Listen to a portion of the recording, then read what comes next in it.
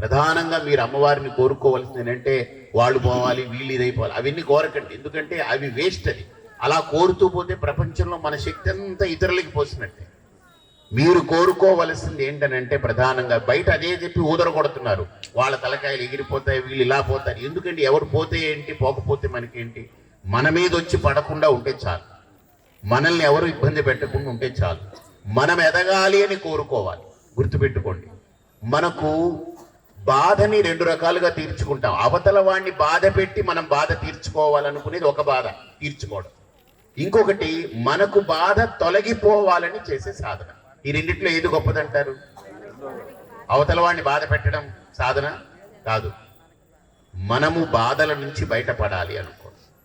నేను ఎప్పుడు ఈ ప్రకృతిలో ఒకటే అనుకుంటాను, ఈ ప్రకృతి చాలా గొప్పది కదా. మనం ఇతరులని బాధ పెట్టాలని కోరుకునేటప్పటికి ఏమైపోతుందంటే ఆ బాధ మనలో నుంచి మొదలవుతుంది.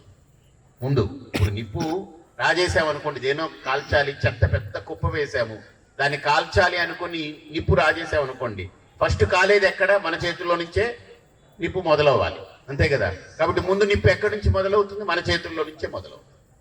కాబట్టి ఇంకొకరిని బాధ పెట్టాలి అని కోరుకునేటువంటి ఆలోచన ఎక్కడ పుడుతుందో అక్కడే బాధ కూడా మొదలవుతుంది, అంతే కదా.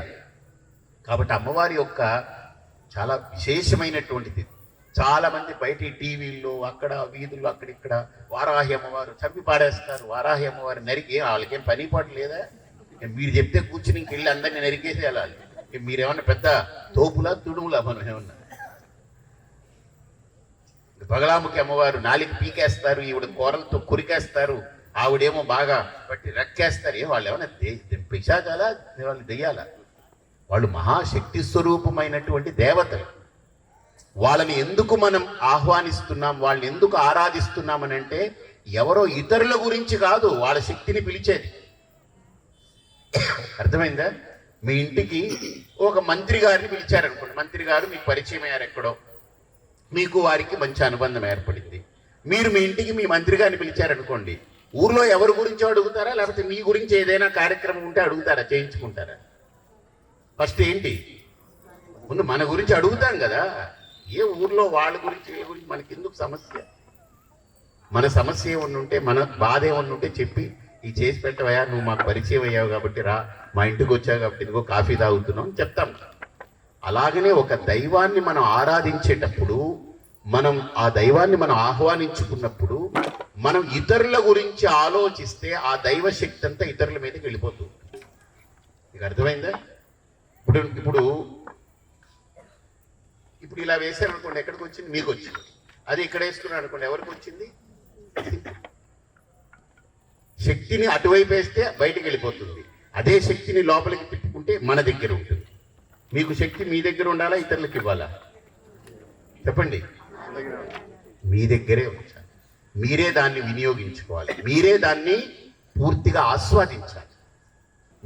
మీకు దరిదాపులుగా ఏ దుష్టత్వం కానీ, ఏ దుర్మార్గపు ఆలోచనలు కానీ, ఎవరి యొక్క పరకర్మ, పరమంత్ర, పరతంత్ర, పరయంత్ర, పరౌషధకృతమైనటువంటివి ఏవి మనకు తగలకుండా, ఎవడు ఏం చేసుకుని పోతే చేసుకుపోని, కానీ నా చుట్టుముట్టుగా రాకూడదు, నన్ను బాధించొద్దు.